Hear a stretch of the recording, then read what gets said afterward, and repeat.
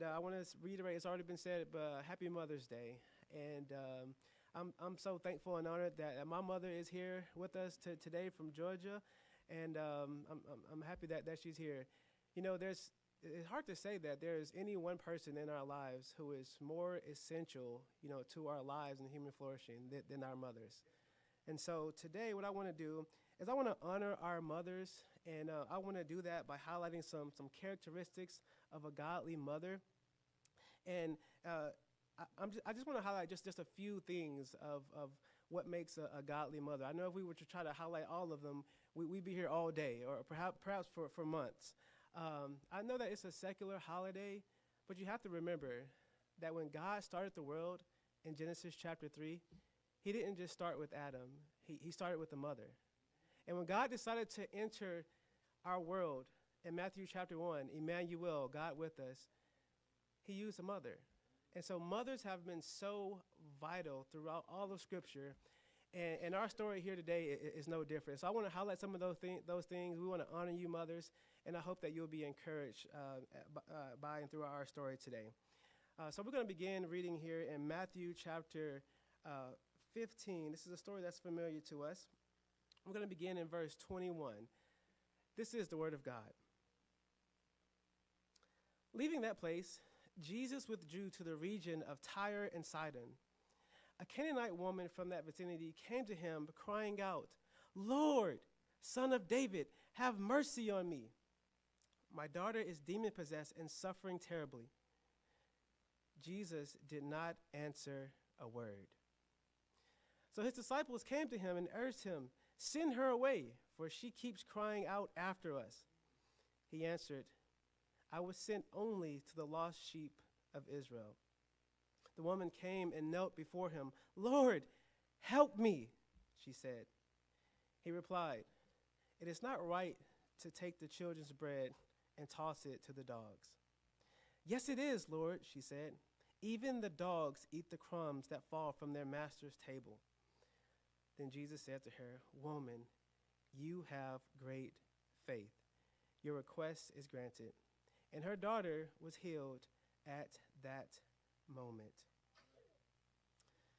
So what I want to do today is I want to tell you how Jesus made a Mother's Day. Now, before we get to talking about this mother in particular, I just want to give you a little bit of context to the story as to what's going on here.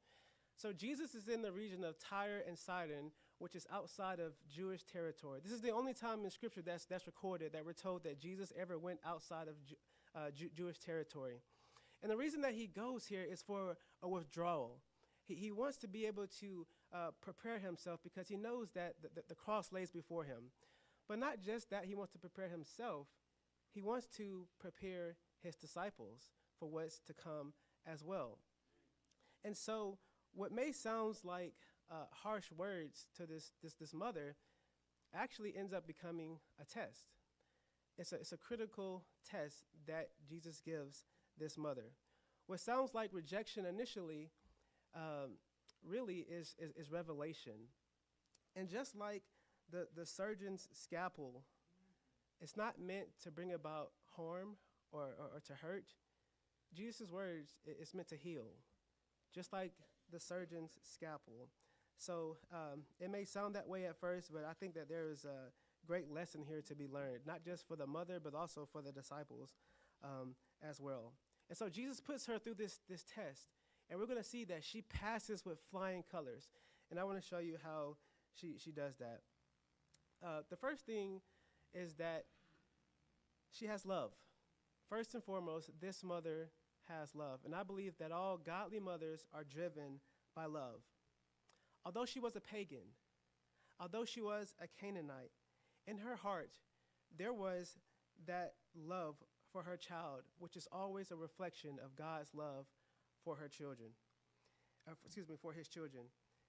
She made the misery of her child her own. It was love which made her approach this stranger. It was love which made her accept his silence and yet still cry out. It was love which made her suffer the apparent rebuffs. It was love which made her able to see the compassion beyond and behind Jesus' words. The driving force of this mother's heart was love. And there's nothing stronger and nearer to God than that very thing. Our mothers are the first examples of love to us. Long before we're ever in need, our mothers loved us. They loved us in the womb by praying for us. Mothers, you read books and you attend classes and you do research and you learn how to be a good mother. You make sure to eat healthy and avoid toxins like alcohol and smoke. When your feet and ankles are swollen, somehow you still find a way to wake up in the middle of the night, get out of bed, and feed a hungry, crying baby. You sacrificed your careers for us to stay home and take care of your children. You taught us what it looks like to make sacrifices. You love us by disciplining us and teaching us all at the same time. You taught us what it means to be a Christian because you demonstrated the love of Christ to us. And mothers, you taught us that, and for that we honor you for all those things, Mother. Thank you for representing Christ to each and every one of us and teaching us what love is. This mother here in this story is no different. She is driven by her love. The second thing I want to highlight is that godly mothers do what's best to ensure their children's future. I got to keep telling you just how stellar this mother is. She's going to cross two barriers that are essential for her daughter's healing here. She's going to cross the gender barrier and also the racial barrier. The gender barrier because she's a woman and Jesus is a man. And the reason that this is significant is because in the first century, Jewish rabbis do not speak publicly to women. This is just something that they do not do. Jewish rabbis, they don't speak publicly to women, and especially strangers. For example, in the book of John, in the story of the woman at the well, when Jesus speaks to this woman, the disciples go into town to get food. And it says that when the disciples returned, they were surprised to find him talking to a woman, because this is something that Jewish rabbis just do not do. Even here in this story, the disciples urged Jesus to send her away. It says his disciples came to him and urged him, send her away, for she keeps crying after us. And so we see this barrier being crossed here. But you know, even today, in conservative areas in the Middle East, Jewish rabbis don't speak to strangers across the gender barriers. And in the conservative areas, they don't even speak to female members of their own family in public. That's how serious this is. But not only that, she crosses the racial barrier. For she's a Gentile and Jesus is a Jew. And and she's not just any Gentile, she's a Canaanite. And the Jews and the Canaanite had a long-hated history between one another. The Canaanites were the long-hated enemies of the Jews. Again, if you remember the story of the woman at the well, it says this. She was surprised that Jesus was even talking to her. She says, you are a Jew, and I am a Samaritan woman. How can you ask me for a drink? For Jews do not associate with Samaritans. So she crosses two barriers here. She crosses the gender barrier and the racial barrier. She'll do whatever's best in order to ensure her child's future. But not only that, I want to see what else she does here. When she begins her plea to the Lord, she begins her plea with the traditional cry of a beggar. She says, have mercy on me. This is what beggars would say when they needed something. If you remember the story of blind Bartimaeus in Mark chapter 10, he was on the roadside begging, and he heard that Jesus was coming by. And what he said to Jesus, when he heard Jesus of Nazareth, he began to shout, Jesus, Son of David, have mercy on me. It's the exact same plea or cry. Again, in Matthew chapter 9, the same thing happens when two blind men, they're begging. Jesus goes by, and the two of the blind men follow him, calling out, have mercy on us, Son of David. So she makes herself out to be like a beggar in order to ensure her child's future. She'll do whatever it takes for her child. But not only that, it says that she cries out to Jesus. Excuse me. There's the normal Greek word for cry out, which just means to raise your voice, to elevate your voice, to increase your volume, to cry out. But that's not the Greek word that's used here. There's a different Greek word that's used here. The Greek word that's used here for cry out is the Greek word kradzo.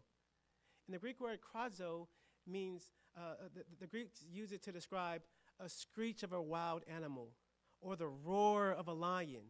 So it's animalistic, it's instinctual. And so Jesus comes by and she screams out like a wild animal or like the roar of a lion, "Son of David, have mercy on me." She doesn't care what she sounds like, even if it's like an animal. She'll do anything to ensure her child's future.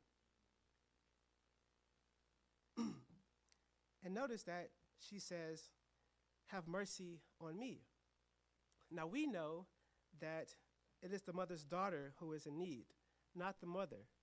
But she doesn't say, "Oh Lord, Son of David, have mercy on my daughter." She says, "Have mercy on me."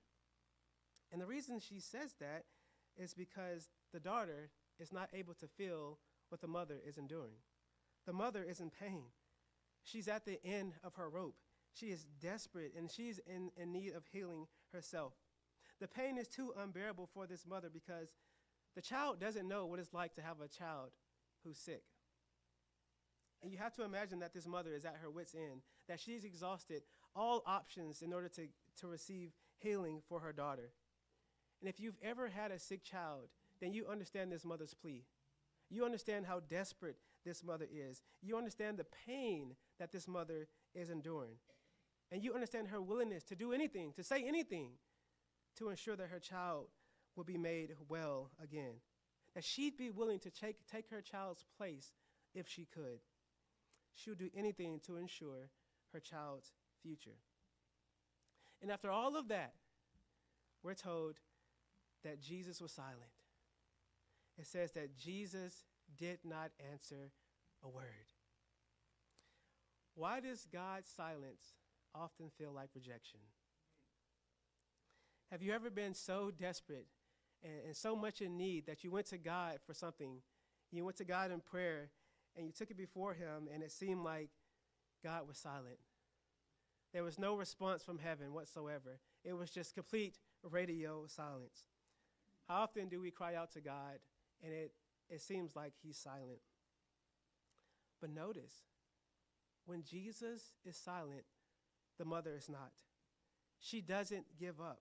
When God seems silent, godly mothers make their prayers a little bit louder.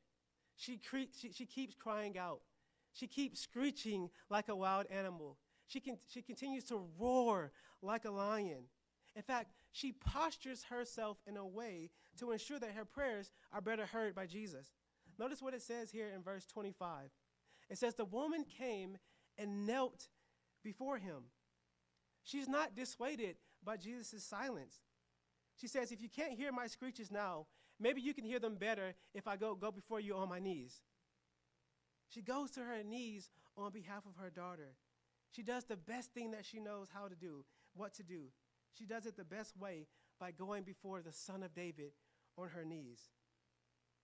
Aren't you thankful to have or have had a godly mother who went to bat for you in this way? Aren't you thankful to have an example set before you of what persistent prayer looks like? Aren't you thankful to have love demonstrated before you day in and day out? I am so thankful to God to have a mother who didn't stop praying for me. When God and heaven seemed silent, she didn't give up. She didn't quit. She was persistent, and she continued to go to God in prayer on her knees. I'll never know how many nights my mom spent in prayer for me. I'll never know how many fiery arrows she shielded me from by going to God in prayer. I'll never know how many doors were open for me because my mother went to God on her knees in prayer. I'll never know the pain that I would have endured had she not been faithful and persistent in prayer. Godly mothers do what's best to ensure their children's future. Let me give you a third one here. Godly mothers display wisdom. I gotta show you just how wise this mother is here. I want you to see her response to Jesus. So Jesus responds that it appears that Jesus was speaking to his disciples when he says that I was sent only to the lost sheep of Israel. The woman came and knelt before him. Lord, help me, she said. He replied, it is not right to take the children's bread and toss it to the dogs. Yes, it is, Lord, she said. Even the dogs eat the crumbs that fall from their master's table. Again, I just want to remind you that just like the surgeon's scalpel, Jesus' words are not intended to hurt, but to heal. So although this may sound harsh, obviously there's a great outcome here. Essentially, what I believe is being said here is that Jesus is saying that he must first feed or teach the people of Israel, whether that be them at large in general or his disciples. And then to follow after that he was sent first to them, what would be the Gentiles, which he says in the Great Commission in Matthew chapter 28. That's what I believe this is kind of what he's saying here. But this isn't just desperation that she uses when she responds. It's discernment. That's what she used. She shows great discernment because she knows who to ask. Notice that she doesn't say anything to the disciples. She completely bypassed the disciples. She doesn't go to the Pharisees or the teachers of the law. She goes straight to Jesus. It shows her great wisdom because she knows who to ask for help and for healing. And even when she doesn't get an answer right away, she doesn't just walk away, right? It shows her great wisdom and not ignorant, but it's wisdom clothed in faith. Secondly, also, she knows how to speak. She says, Son of David, she cries out. So she rightly recognized who Jesus is by using his messianic title. And in doing that, she shows that she really understands more than the insiders, right? Because there are so many times that the disciples, they just don't get it. But she gets it. She knows who Jesus is. She says, Son of David. Also, she understands the nature of grace. She knows what's enough. She knows that even a crumb, just one little crumb will be enough for her daughter. She understands that just one touch, just one word, just one crumb is enough. And that she displays wisdom knowing the value of things that others discard. She also knows that her child matters.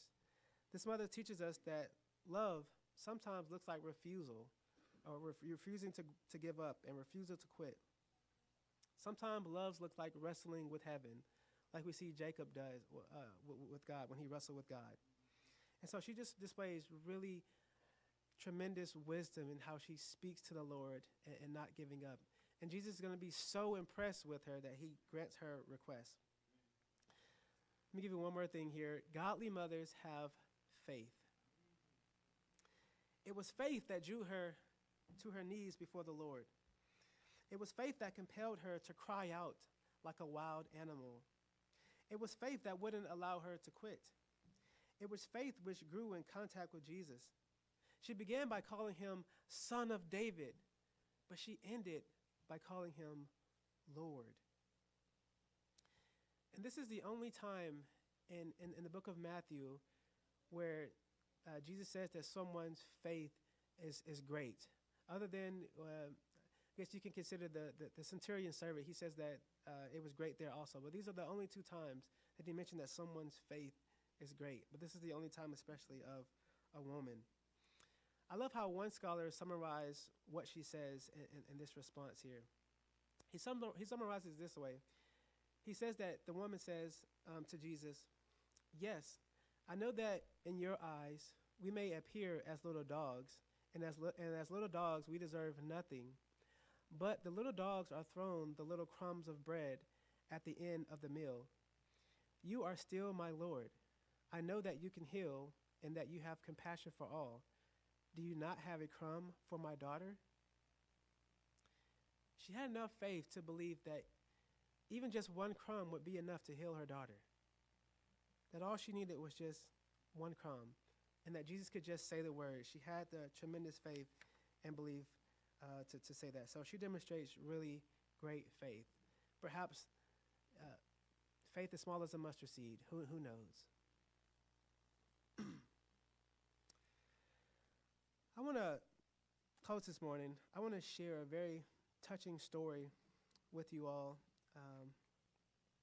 Recently, Jessica and I watched a very daring and heroic documentary. You might be familiar somewhat with the story. There was a story called the Lost Children, that appeared on Netflix. It's a true story.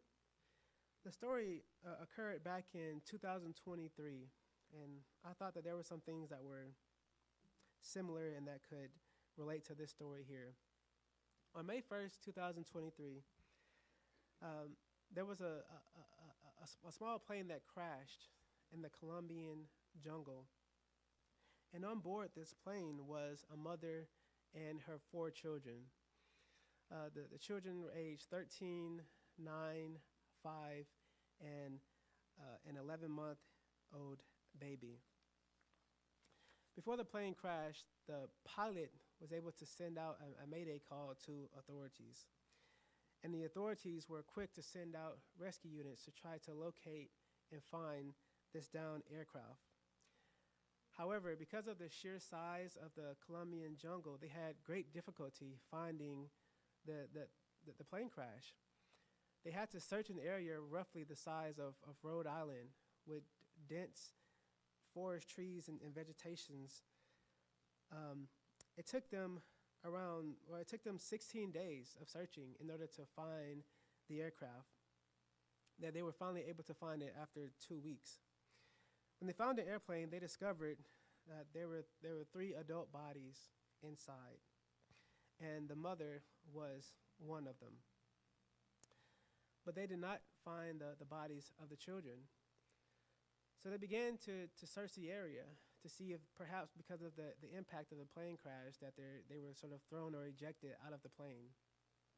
And as they began to search around the area, they began to find things that shocked them. It really shocked and stunned what they discovered. They discovered signs of life. They discovered things like an empty baby's bottle, scraps of eaten food, a dirty diaper here, a shoe there, a lost shirt here. And then they began to find foot tracks. And so they discovered that the children were alive, that somehow the children had survived the plane crash. And so they put out a massive search effort in order to find these children, because they had 4 children who were here lost in the Colombian jungle. And so they sent out the special forces of the military in order to help to find these children. They had airplane and helicopters. They sent out rescue dogs, and they elicited help from volunteers in the indigenous cultures to try to help find it. It was a massive effort, and they called it Operation Hope. And they began to search for the children night and day in and day out, just a constant effort to try to find these children before it was too late. And as they were searching, 20 days goes by since the plane crashed. They had not found the children. 25 days go by, and they still had not found the children. 30 days, 35 days go by, and they still had not found the children. By this point, the commander of the military, the special forces, decided to call off the search, because in his eyes, he believed that it was no longer a rescue effort, but it was a recovery effort at this point after 35 days. And so they called it out because they were just using massive amounts of resources. However, there was still a small group of volunteers that stayed in the jungle in order to search for the children. And they were close to giving up hope also, because they had just been searching for so long, so many miles of searching in the area, and it truly seemed unlikely that 4 small children could survive on themselves in the Colombian jungle. And they decided on the 40th day that they would leave, that the 40th day would be the last day we're going to call it quits on our efforts. We put our best foot forward, but we're going to call it after 40 days.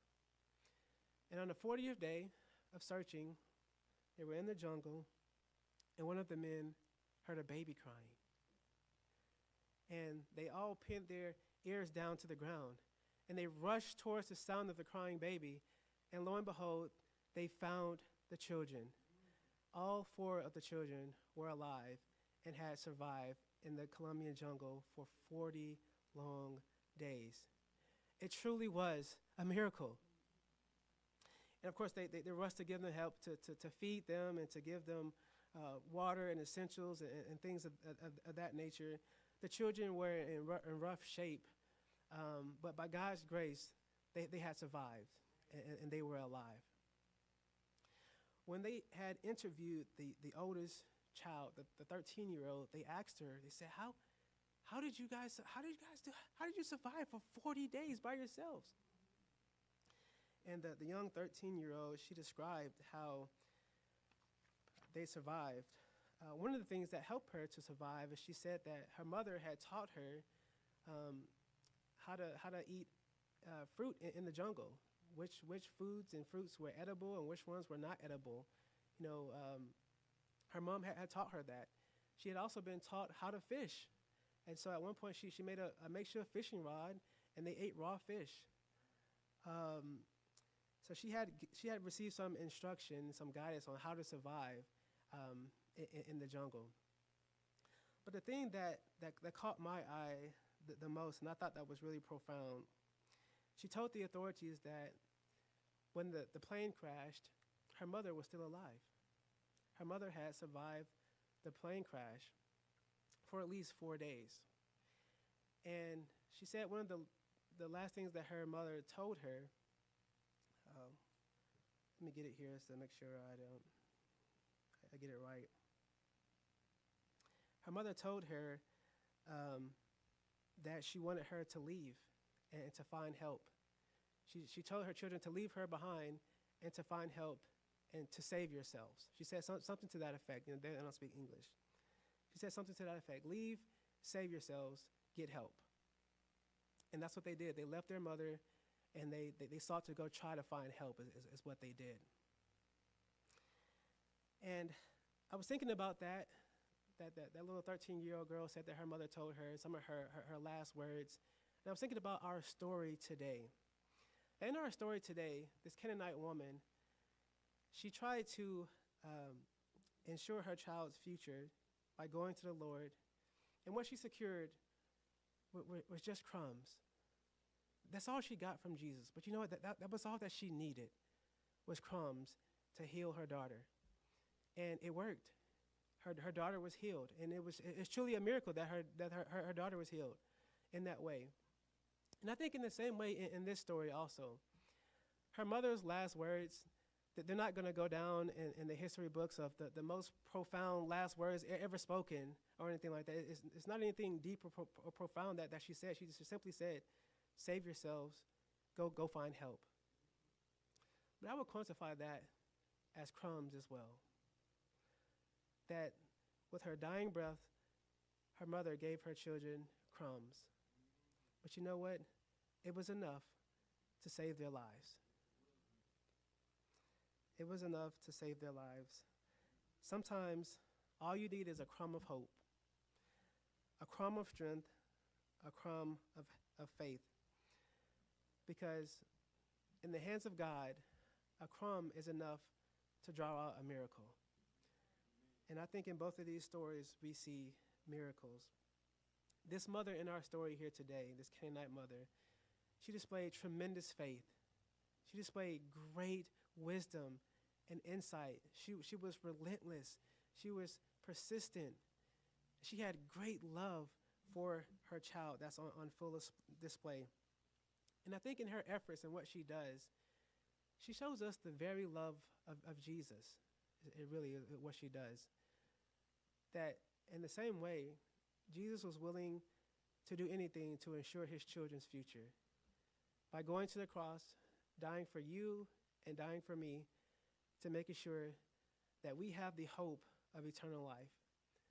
assuring us of a future that far outweighs any blessing that this life here on earth could ever give us, that Jesus does that.